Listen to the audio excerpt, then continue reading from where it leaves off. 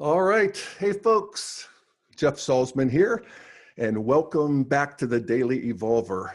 It's Monday, November 27th, 2017, and I hope my fellow citizens of the States at least had a good Thanksgiving weekend. I know I did, and it's good to be back. And I'm here with Corey DeVos, Editor-in-Chief of Integral Life. Hey, Corey. Hey, Jeff. Good to see you, man. Good to see you. So today, I want to talk about my continued daily evolving on this issue of trying to integrate the piece of the truth of our culture's nationalists. And, you know, that's an integral project. And it's not just happening in the U.S. It's happening all through the world in a sense, but certainly in the first world, in the leading developed world. We have, of course, Brexit in Great Britain. We have political turmoil in the last week in Germany, largely over immigration. We have a couple weeks ago 60,000 Poles marching in Warsaw. 60,000 is a lot, you know. And you have to notice that. You have to, you know, pay attention to that. And we have a new right-wing chancellor in Austria, this Sebastian Kurz, who's 31 years old. And I don't know a lot about him, but he said something that I actually liked. It sounded kind of integral to me. He said, it's not about letting immigrants in. It's about acculturating them when you do, so that the positive character of Austria or the country can endure. So, you know, that's who Austria got. We got the Booby Prize here in America with the election of Donald J. Trump as the president of the United States. I still have a hard time wrapping my head around that. But, you know, it's not just, you know, the advanced democracies. We see Hungary, Russia, Turkey, even China. You know, she is bringing back the traditional Chinese religions and, you know, focusing on a sort of Chineseness that people want. And what it is, you know, from an integral perspective, it's a certain flinching back or retreating from the headlong rush that cultures were taking into modernity in terms of globalism in the lower right-hand quadrants. That's the exteriors of the collective. That's our system. So we have this global system where all of a sudden I am competing with a Chinese person for wages, you know. And then on the lower left, the interior of the collective in quadrant theory, we have multiculturalism, the postmodern contribution, where, you know, diversity is seen as a virtue in and of itself. And it is, in a way, but it has to be integrated. Anyway, what we're seeing is that traditionalists and early modernists, who sort of have a center of gravity or a self-sense of traditionalists, are saying enough. You know, we've gone far in that direction. It's time that we want our countries to matter. And you know, it's just something that we can see developmentally, that national identity for traditionalists is a bigger part of their personal identity than national identity is for modernists. But by the time we get to modern, you know, fully, patriotism, it's quaint. You know, it might be something we do in the 4th of July, but, you know, it doesn't have the deep meaning that it does for traditionalists. For a lot of traditionalists, being an American is one of the best things of their life, about their life. And that's true for people all over the world. They all love that identity. By the time, of course, you get to postmodernity, as most of us liberals are, patriotism and stuff like that, it begins to be not just quaint, but embarrassing. And even pernicious. I mean, you know, one of the projects of, you know, certainly advanced postmodernity is the deconstruction of these, you know, myths of national triumph and, you know, superiority. And it's a good thing, actually. But, you know, so it's all in the mix here. But I have to say that I'm one liberal who's glad to be pulled back a little bit into seeing and reappreciating what I thought that we had sort of transcended. And we can't transcend it until we really include it. And so maybe it's not even being pulled back as much as it is being pulled forward into a new kind of world-centric nationalism, an every country exceptionalism. And I actually like that. And, I want to see it. I'm no great traveler, but I've traveled around, and of course, I'm a citizen of the world, big postmodern identity. But there's something that I see when I go to these countries like Germany. There's a Germanness that is palpable and beautiful. I mean, we all have our histories, but there's a beautiful side to that, to Italianness, and just feel the shift as we move into the feeling of Italianness, Mexicanness. There's this new movie Coco that's like the big hit this last weekend, the Pixar movie about Mexico, and I'm excited to see it. Canadianness, it's real. It's something. I had this long weekend for Thanksgiving, and I was home a good bit and cooking and stuff, and I got into this show that I'd heard about, but I had no idea how magnetic it was for me. The Great British Baking Show, and it's this reality show where they have these 12 British people who are out in this tent in this beautiful British estate. I mean, it's just sylvan. It's just fabulous. And there's a creek and the whole thing is big tent. And they all have this like kitchen island with an oven and so forth. And they do this sort of gentle competition where they cook scones and pies and tea cookies. And, they don't all have perfect teeth. And they all have sort of a British sense of humor. And it's just so, and one of them's Indian, and she brings sort of the spicy side to things. And one of them sort of gets voted off at the end, but yet it's all very loving and very civilized. And I watched 6 of them this weekend. And there's many more. I mean, there's many seasons, and I'm so excited that I have the show. So it's just this sort of infusion of Britishness that I appreciate. And I don't want that to be homogenized away. And that's not even to mention getting into, something like Nigerianness. The New York Times had an article a few days ago about the new young writers coming out of Nigeria, and how they're not just writing for foreigners. They're writing for their own people. The first wave of Nigerian writers tried to explain Nigerianness to white people, but these people are writing for their own people. And they were talking about some of these books, and it's like, I can't wait to get my hands on them, And so anyway, there's all of it. Iranianness, Japaneseness, everything has a texture, everything has a flavor that we don't want to be homogenized away. And even if we did, and maybe some of us did and still do, the multicultural, when you really think that is the way, our more traditional sisters and brothers are not going to let us. That has become apparent. So, the challenge is to, integrate them more than they integrate us. That's always a dicey one. But also, I think one of the most difficult challenges is that, we live in a culture that is currently quite polarized. We're in a culture war, and it's right on schedule in a way, and it's nothing to be alarmed about as long as it stays peaceful, and I think it will. But which side of the 50-yard line you're on really matters. So if you get associated, for instance, with nationalism, with the positive side of nationalism, then you're in the same side of the street as the racists.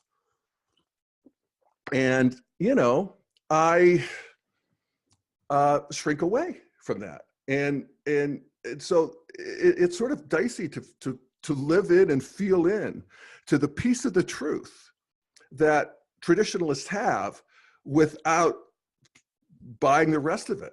and, without getting associated or afraid of the rest of it. And, just as I was sort of sorting this out, I got this email from one of my wonderful listeners, Petty Heipel. And she says, Jeff, I'm just sending you my integral pondering for the day. So this is what she sent me. It's just a paragraph.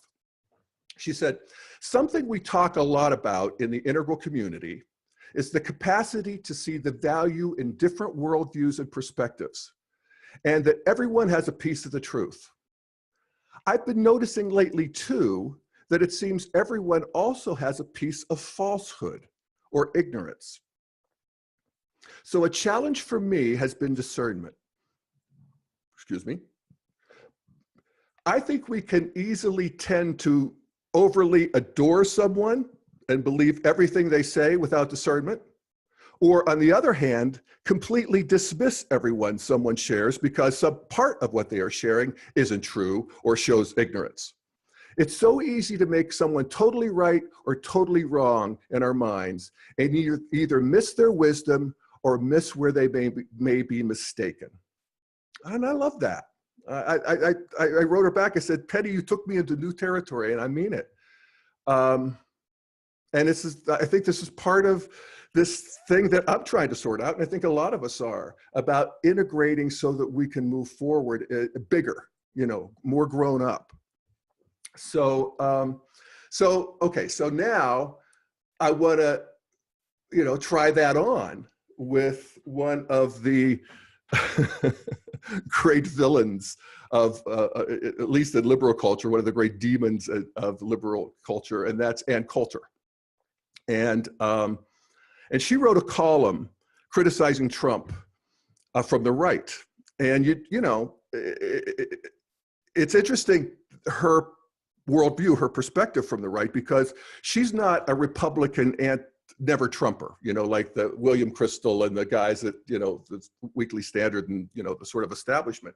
She's actually criticizing him from the right, that he's actually not doing anything on his nationalist agenda.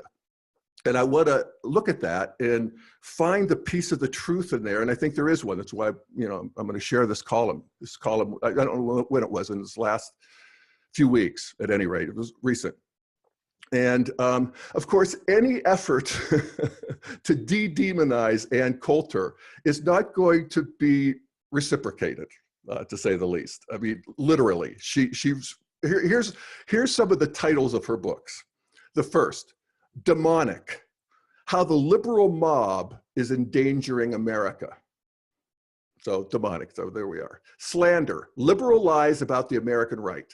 Guilty: Liberal Victims, in quote, and their assault on America.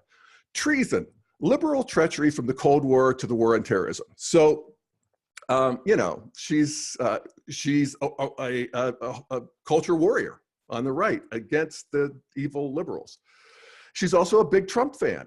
Her latest book, I have to say, I do love the title, In Trump We Trust, E Pluribus Awesome, with an exclamation point.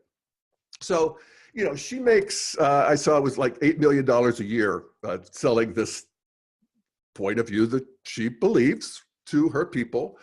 And she does it, of course, as you can see, in this sort of tradition of the provocateur, and provocateurs are always so offensive when they're on the other side. But when they're on our side, we like them. I always think of the merry pranksters of the left in the 60s, and that whole line of Jerry Rubin and, steal this book and all of the stuff that lefties were doing to just sort of offend and get attention. I mean, it's a standard strategy for people who are feeling like they're being left out and not getting attention. Gays for years, doing these gay pride parades. I've often mentioned this, but one of my favorite Onion headlines of all time, The Onion is one of our humor newspapers here in America, and it's very funny. And it was like a little newspaper, and on the front, it shows this gay rights parade, and there's the float with the guy and the assless chaps and the, feather boas and all this shit. And the headline is, Gay Rights Parade Sets Gay Rights Back 50 Years. And that's sort of what you think would happen. People would be like, I hate the gays, but they actually don't. They actually look and they see, and people were so curious about each other. We just can't stay out of each other's hair. So it actually moves the ball. So I want to, sort of give her a little provocateur space, because the truth is she's a serious conservative. And she has been, as she puts it, since kindergarten. She grew up in a Joseph McCarthy-loving household. She is a lawyer. She edited the law review at her college. I'm forgetting what college, but she worked for the Federalist Society when she graduated. A big conservative think tank, basically. And she is a very committed Christian. As she puts it, I'm a Christian first and a mean-spirited, bigoted conservative second. And she says, Christianity fuels everything I write. Being a Christian means I am called upon to do battle against lies, injustice, cruelty, hypocrisy. All the virtues of the Church of Liberalism. So you can see that she's a holy warrior, and she actually is a holy warrior in the sense that there is some part of her that is down in this sort of red traditional, early traditional, where, well, I'll just read this. This is her most inflammatory line. This is what got her fired from the National Review, which is a conservative, respectable conservative magazine. This is what she wrote 3 days after 9/11, 2001, with the Trade Towers. She said, it's preposterous. She was talking about the screening at airports. It's preposterous to assume that every passenger is a potential crazed homicidal maniac. We know who the homicidal maniacs are. They are the ones cheering and dancing right now. We should invade their countries, kill their leaders, and convert them to Christianity. That's the line. She goes on, we weren't punctilious about locating and punishing only Hitler and his top officers. We carpet bombed German cities. We killed civilians. That's war, and this is war. And a lot of traditionalists, they resonate with that. I don't know about the kill their leaders and convert them to Christianity part. That's red, well, that's early traditional. But the idea of why America can't win a war when we did World War II and the whole thing doesn't make sense to traditionalists, because they don't really get moral evolution. And moral evolution says you can't kill civilians willy-nilly like we did. Now, there's a whole argument about that, but the truth is we don't win wars the way we used to because we don't have the stomach to fight them the way we used to, and that's progress. Anyway, her one of her statements, this is the one that got me. This is the one that made me hate Ann Coulter for years. This is about gay marriage. And she said, I think it was on Bill Maher's show, but it just got me. She said, nobody's stopping gays from getting married. Gays can marry anyone of the opposite sex that they want. Yeah, like you want me marrying your daughter. Anyway, but it turns out that actually Ann Coulter has this gay following of drag queens who do her, and she loves them. And there's this whole thing that is going on that she really loves the gays personally. So I don't know. Anyway, but here's one that she got a lot of flack for, and it's sort of an interesting koan to me. Here's what she said. She said, whites are called racists merely for mentioning the fact that current immigration law is intentionally designed to reduce their percentage of the population. Whites are called racist for merely mentioning the fact that current immigration law is intentionally designed to reduce their percentage of the population. And that is actually factually true. But it's just the product of what I think is an unexamined assumption that comes with the green world-centric view. I mean, I would read that and think, of course that's true, and I'm glad it's true. Because a world-centric view just sees the truth of diversity is better than conformity. And it actually is. It's, a higher stage of development where you start to turn and be friends with the people who used to be in your out group, and you literally get a bigger circle of people who are in your circle of moral consideration. But that's not true for traditionalists. They draw that circle closer. And so that's what we're dealing with. And, you know, they also hold this gold of our cultural heritage in a way that, you know, brings the reverence that it deserves. So this is part of the teasing apart of what I think we're doing as integralists. Because what we want as integralists is we want both. We want diversity and we want full cultural, I don't know, conformity is the right word, but the appreciation of what it is to be an American that everybody has in our case. So anyway, here's the column I was talking about. And this it's titled Headlines from an Administration That's Not Putting America First. And here's what she writes. We are now nearly a quarter of the way through the entire Trump presidency. And depending on how the 2018 election goes, we could be at the halfway mark, because if the Congress turns Democratic, you know, any legislative initiatives of Trump is over. And she said, here are some headlines from that presidency. 1, defying Turkey, US decides to arm Kurds in Syria. 2, Iraqi leader in Washington gets Trump's assurance of US support. 3, Trump administration lifts sanctions on Sudan, citing progress. And 4th, Trump plans visit to Asia to buttress key Korea policy. She goes on, there are thousands of them, day after monotonous day. In the last 10 months, has a single manufacturing job been created in Trump's America? Has there been one opioid death avoided? Has 1 foot of the wall been built? What does a laid-off steelworker, his town drowning in Mexican heroin, think when he reads daily headlines like this? As Trump's peacemaker, Kushner finds common goals and friction in Mideast trip. Well, we didn't get the wall, but thank God it's pedal to the metal on resolving the Israeli-Palestinian conflict.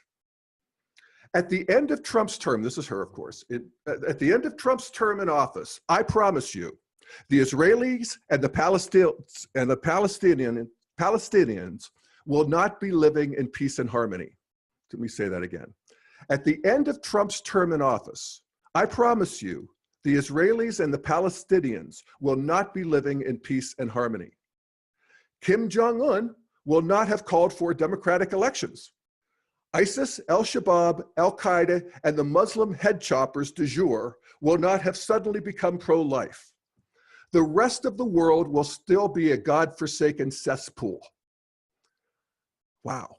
You know, it's funny. I feel sort of repulsed, but I also feel this old remnants of, yeah, we're America. My screw the rest of the world glands, you know, they start pumping, you know. So I could feel that. And then she goes on, that's why Trump's campaign slogan, to make America great again, was such a hit.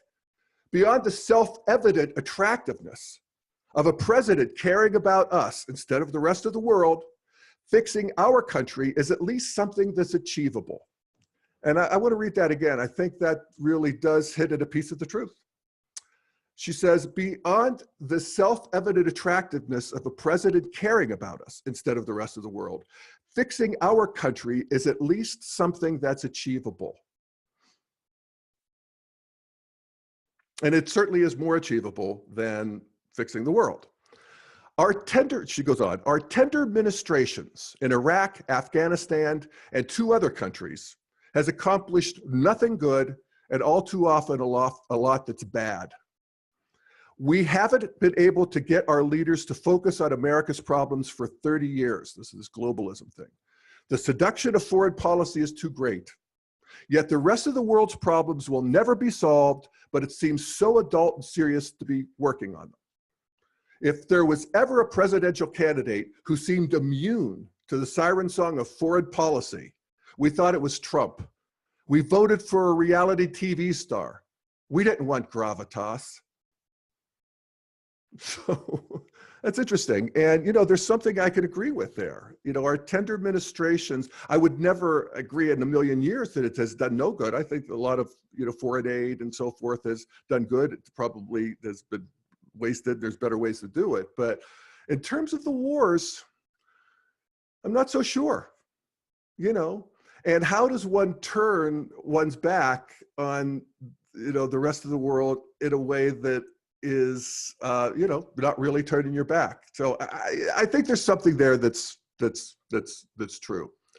But what we're doing, of course, is always we're integrating so that we can move forward in a new, bigger view that includes the pieces of the truth of all of the integrated worldviews. And she actually talks about this later in the column. She talks about an integration that she fears is going to happen if the Democrats, her hated liberal opponents, start co-opting some of the message of Trump. And that would be an integration. And here's how she describes it.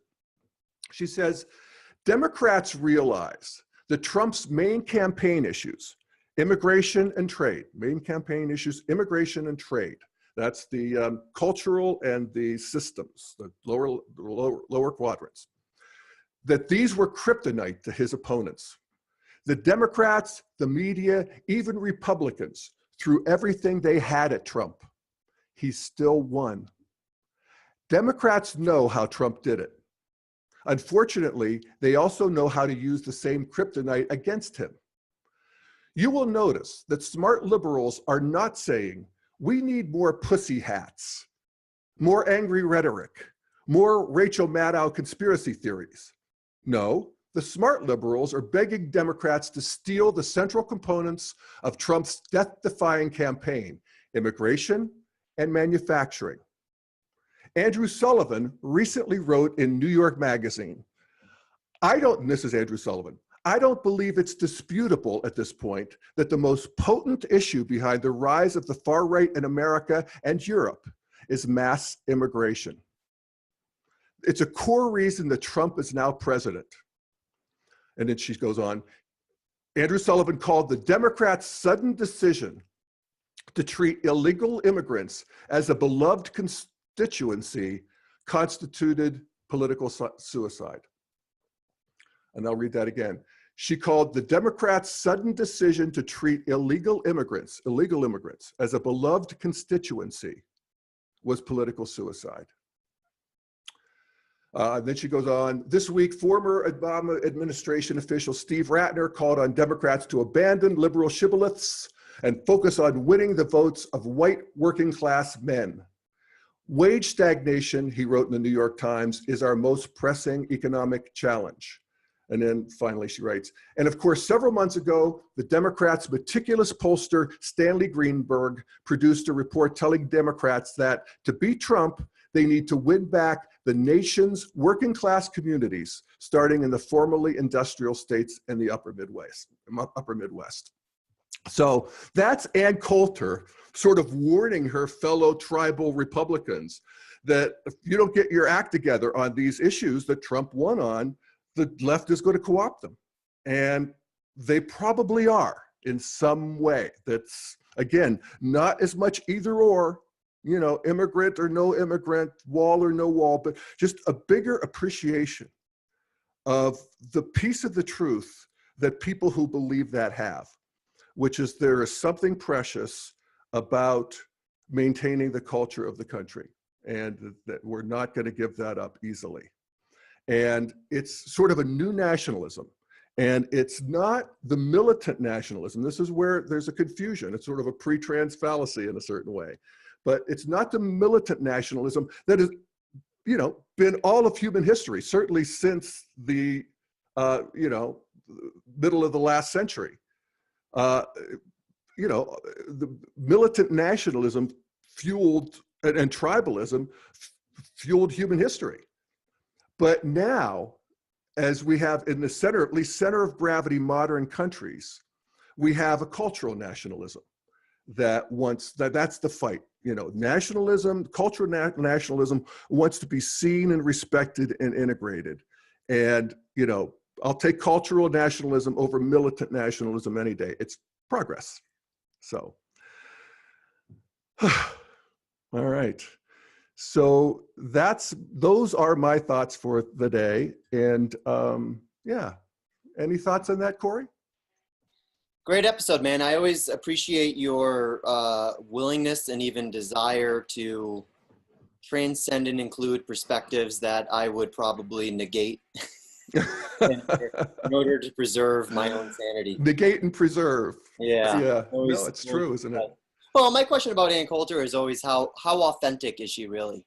You know, and that's sort of an ongoing liberal meme about her. Right. You know, how much of what she expresses is just a caricature. Yeah. A role that she's playing to create controversy and you know, get book sales. Yeah, it's true. You know, I personally think that she does at her core believes what she's talking about, but you know, as you say, she's being very deliberately provocative. Yeah.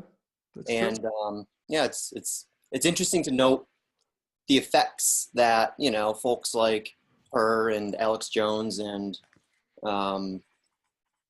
you know, people like that, Sean Hannity, Rush Limbaugh, you know, we're at the point now where they've so successfully othered liberals that, you know, liberals can often be seen as a greater threat to the nation than a foreign invasion or, you know, so it's. Well, that's certainly how, you know, traditionalists see it. And, you know, it was one of the things that was interesting to me about Ann Coulter, too, because I always thought that, too, because, you know, there's a vibe you get from Ann Coulter. She's sophisticated. She wears these little black dresses. She knows how to talk. She's very educated. You know, you see her and she presents as somebody who's in our tribe. Yeah. You know, she's not, you know, some Southern, she's not hickish. She's not any of that. And yet she says these things that are, you know, straight out of Red Amber. Yeah. You know, about, you know, killing their leaders and converting them to Christianity. You know, I mean, you know, most of the time she's not that far off. But so that's sort of extra offensive to us liberals, because she's actually using, you know, she's sophisticated, she's a good arguer, and yet she's saying these things that are, you know, driving us crazy. Yeah. And, but what was interesting to me as I just, you know, read a little bit of her background, she does believe it. She's believed it her whole life. She was that way in high school. She said from kindergarten. And, you know, her faith, Christian faith, she's done some sort of testimony that it's just as authentic as anything I've ever heard. Even though, you know, she has that sort of holy warrior attitude about kicking the ass of the people that she sees as evil, demonic, you know. So it's really challenging. You know, it really is. She's one of the, you know, most challenging to me because, you know, her gay thing always just sent me through the roof because it's personal. At that point, it's personal. So anyway, I don't know. I think she's, I think she, you know, she's doing, as you said, she's doing both. She believes it, and she's also calibrating it beautifully to sell her books and to be, you know, somebody who's making a lot of money and a big impact. Yep. Same strategy as Trump, really. Yeah. I mean, I think Trump at his core believes more than he doesn't the things that he says, but he, you know, deliberately hyperbolizes and makes it as provocative as he possibly can because he, you know, he knows the game and he knows how to play the game. I'm not so sure about you. If we talk about the two things, does he believe it and can he market it? You know, we talk about Ann Coulter believes it and markets it well. I'm not sure about Trump. I mean, I think he sort of does now, or, you know, he's talked himself into it. But if you see these interviews with Trump from the 80s and 90s, he was a good liberal. Yeah, you know, well, he's pro-abortion, and I think he thinks he believes it. Yeah, there you go. Yeah, there you go. Yeah, I think it's something like that because he's, you know, he's almost pre-ideological, where it actually doesn't matter. It really, what matters is what milieu is he in, how can he dominate it, you know. And if you're in the Upper West Side of New York, you talk like a liberal. You give money to Chuck Schumer. You support Hillary Clinton. He was a big proponent of Hillary Clinton's. Right. You know, when she was running against Obama. So it's something, these people. So anyway, well, thank you so much. And maybe we can just call it a day, huh, man? I think so. All right. Thanks, everybody. we'll check in tomorrow for another episode of the Daily Evolver. And I also want to say, before we close, that check out Integral Life's. They have a great Black Friday, Saturday, Sunday, Monday, whatever you want to call it, sale on various products. Corey, is there any ones you point out? Yeah, so it's our 5-day holiday sale. We're on our second to last day today. Today you can get the Loving Completely web course with Keith Witt for 70% off. I love doing these holiday sales because we're able to cut the prices so low, which means more people, end up enrolling in the courses, and I think that's awesome. Keith's course, Loving Completely, is one of my absolute favorite things that we've ever done. It's amazing for couples who are in relationship with each other. It's amazing for individuals who want to be better and do better in relationships. It's a absolutely fantastic course. I encourage you all to check it out. You can go to integrallife.com/courses and you'll find it in there. Loving Completely. Loving Completely. Yeah, and we love Keith. So yeah, check it out, folks. Okay. Thanks again, everybody. Thanks, Corey. See you tomorrow. Bye, guys.